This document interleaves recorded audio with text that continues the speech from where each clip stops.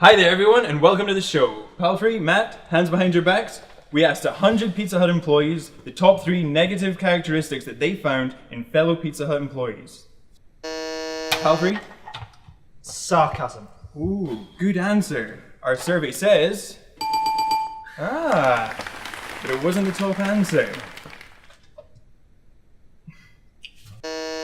Palfrey? Controlling behaviour. Ooh, the audience liked that answer. Our survey says... Again, it wasn't the top answer though. Let's go again, guys. Ooh, Matt! Competitive. Ooh, very nice. Our survey says... Yes! Well done. When talking about how we all should be on a shift, we learned about the best of me and the best of us. It also helps to find out how you shouldn't behave on a shift. Individuals and teams who work out of selfishness and fear don't achieve the Pizza Hut mindset. Matt, the other one, and Paul interviewed Kath to find out more.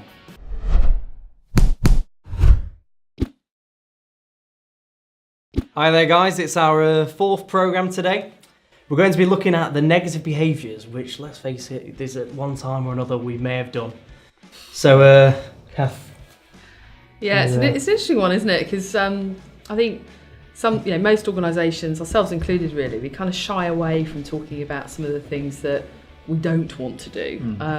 But actually, you've got to call it out, haven't you? Yeah. In order to kind of get underneath what we want, we've really got to pull out those bits that actually we don't want. So that's why we're talking about selfish and scared.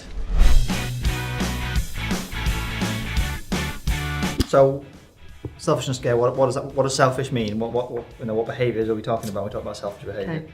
So, being selfish, as we know, is all about, focusing on ourselves to the detriment of other people. Again, hopefully you don't see it very often or experience it very often, but, if somebody is incredibly competitive to the point where it's, again, it kind of puts someone down or, does something to make themselves look good at the expense of someone else. Yeah.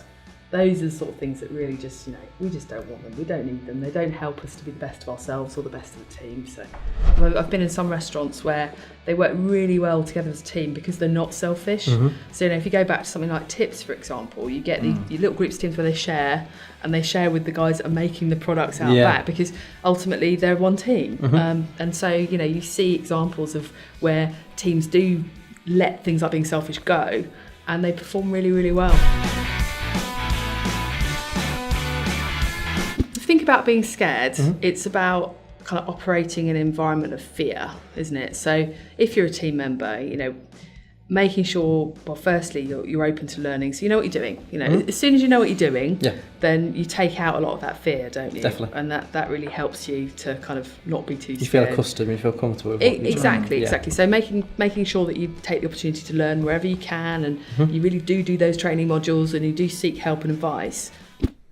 We treat every guest exactly the same regardless of what they look like or if they look like they're not having a good day, and just see it as an opportunity to make them smile. If they are having a bad day, then go over there and give them a good time and let them have a really good experience. So go on.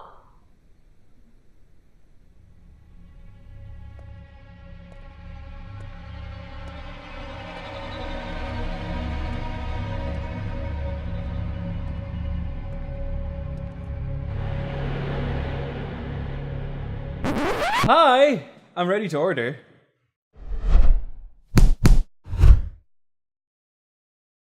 We've heard how selfish and scared team members, driven to achieve at the expense of others, don't perform, or they just avoid difficult situations altogether. For example, wanting to be better than your fellow employees. We've heard how selfish and scared managers who are driven by achievement at the expense of others don't perform, or they hide from difficult situations. For example, can you think of a manager who's avoided a tricky coaching conversation with a team member?